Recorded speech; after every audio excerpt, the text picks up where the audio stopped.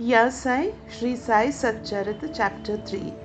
Chapter 3 describes Sai Baba's sanction and promise, assignment of work to devotees, Baba's stories as beacon light, his motherly love, Rohila's story, his sweet and nectar-like words. Sai Baba's sanction and promise. As described in the previous chapter, Baba gave his complete assent to the writing of Satcharitra and said, I fully agree with you regarding the writing of Satcharitra. You do your duty, don't be afraid in the least. Steady your mind and have faith in my words. If my Leelas are written, the avidya will vanish, and if they are attentively and devoutly listened to, the consciousness of the worldly existence will abate, and strong waves of devotion and love will rise up. And if one dives deep into my Leelas, he would get precious jewels of knowledge. Hearing this, the author was much pleased, and he at once became fearless and confident, and thought that the work was bound to be a success. Then turning to Madhavrao Deshpande, Baba said, if a man utters my name with love, I shall fulfill all his wishes, increase his devotion, and if he sings earnestly my life and my deeds, him I shall be set in front and back and on all sides. Those devotees who are attached to me, heart and soul, will naturally feel happiness when they hear these stories. Believe me that if anybody sings my Leelas, I will give him infinite joy and everlasting contentment. It is my special characteristic to free any person who surrenders completely to me and who worships me faithfully and who remembers me and meditates on me constantly. How can they be conscious of worldly objects and sensations who utter my name, who worship me, who think of my stories and my life, and who thus always remember me? I shall draw out my devotees from the jaws of death. If my stories are listened to, all the diseases will be got rid of. So hear my stories with respect and think and meditate on them and assimilate them. This is the way of happiness and contentment. The pride and egoism of my devotees will vanish, the mind of the hearers will be set at rest, and if he has wholehearted and complete faith, he will be one with supreme consciousness. The simple remembrance of my name as Sai Sai will do away with the sins of speech and hearing. Different works assigned to the devotees. The Lord entrusts different works to different devotees. Some are given the work of building temples and mutts or ghats on rivers. Some are made to sing the glories of God. Some are sent on pilgrimages.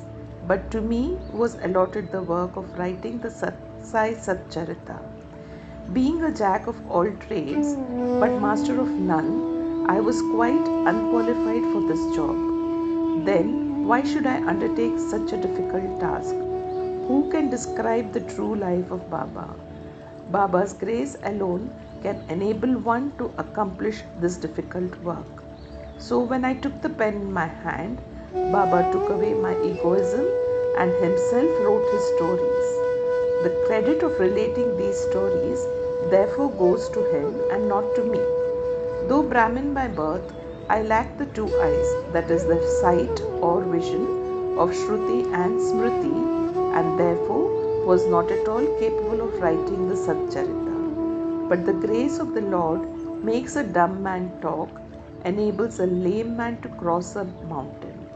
He alone knows the ways of getting things done as he likes. Neither the flute nor the harmonium knows how the sounds are produced. This is the concern of the player. The oozing of the Chandrakant jewel and the surging of the sea are not due to the jewel and the sea, but due to the rising of the moon. Baba's stories as beacon light. Lighthouses are constructed at various places in the sea to enable the boatmen to avoid rocks and dangers and make them sail safely. Sai Baba's stories serve a similar purpose in the ocean of worldly existence. They surpass nectar in sweetness and make our worldly paths smooth and easy to traverse. Blessed are the stories of the saints. When they enter our hearts through the years, the body consciousness or egoism and the sense of duality vanish. And when they are stored in the heart, doubts will evade, pride of the body will fall, and wisdom will be stored in abundance. The description of Baba's pure fame and the hearing of the same with love will destroy the sins of the devotees, and therefore this is the simple sadhana for attaining salvation. The sadhana for Krita age was Samadama, that is the tranquility of the mind and body. For Treta age, sacrifice. For Dwapar, worship. And for Kali age, it is singing of the name and the glory of the Lord. This last sadhana is open to all the people of the four varnas. The other sadhanas, namely Yoga Tyaga, that is sacrifice, Dhyana, that is meditation, and Dhyana Dharana, that is concentration, are very difficult to practice. But singing and hearing the stories and the glory of Lord Sai Baba is very easy. We have only to turn our attention towards Him. The listening to and singing of the stories will remove the attachment to the senses and their objects and will make the devotees dispassionate and will ultimately lead them to self-realization.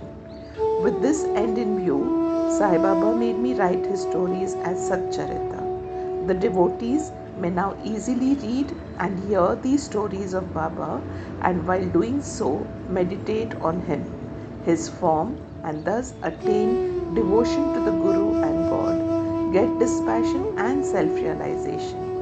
In the preparation and the writing of this work, Satcharitra, it is Sai Baba's grace which has accomplished everything, making use of me as a mere instrument. Motherly love of Sai Baba. Everybody knows how a cow loves her infant calf. Her udder is always full, and when the calf wants milk and dashes at the udder, out comes the milk in an unceasing flow. Similarly, a human mother knows the wants of her child beforehand and feeds him at her breast in time. In case of dressing and adorning the child, the mother takes particular care to see that this is well done. The child knows or cares nothing about this, but the mother's joy knows bounds when she sees her child well dressed and adorned. The love of the mother is peculiar, extraordinary and disinterested and has no parallel. Sadguru feels this motherly love towards their disciples. Sai Baba had the same love towards me, and I give an instance of it below. In 1916, I retired from the government job. The pension that was settled in my case was not sufficient to maintain my family decently. On Guru Purnima day of that year, I went to Shirdi with the other devotees. There, Mr. Anna Chinchanikar, of his own accord, prayed to Baba for me as follows: "Please look kindly at him. The pension he gets is quite insufficient. His family is growing. Give him some other appointment, remove his anxiety and make him happy." Baba replied, "He will get some other job, but now he should serve me and be happy. His plates will be ever full and never empty. He should turn all his attention towards me and avoid the company of atheists, irreligious and wicked people. He should be modest and humble towards all and worship me with heart and soul. If he does this, he will get eternal happiness." The question, who is this he whose worship is advocated, is already answered in a note on who is Sai Baba in the prologue at the beginning of this work. Rohila story. The story of the Rohila illustrates Sai Baba's all-embracing love. One Rohila, tall and well-built, strong as a bull, came to Shirdi wearing a long kafni and was enamored of the Sai who stayed there. Day and night he used to recite in a loud and harsh tone the Kalma and shout Allahu Akbar. Most people of Shirdi were working in their fields during the day, and when they returned to their homes at night, they were welcomed with Rohila's harsh cries and shouts.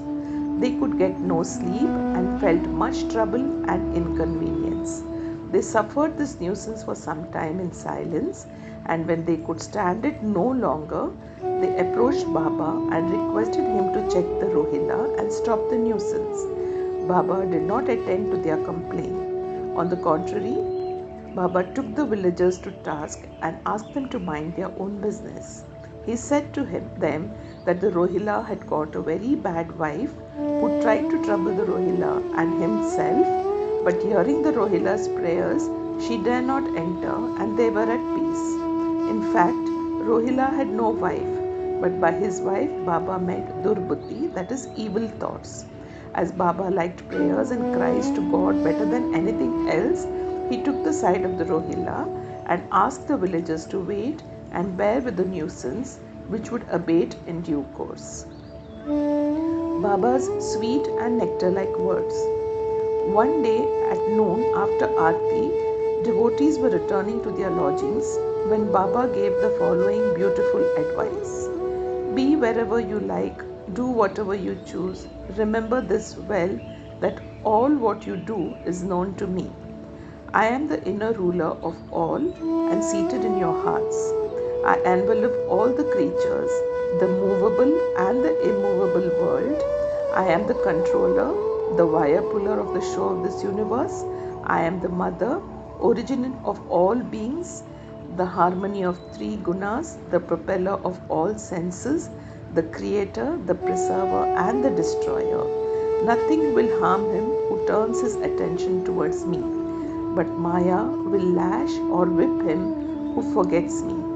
All the insects, ants, the visible, movable and immovable world is my body or form.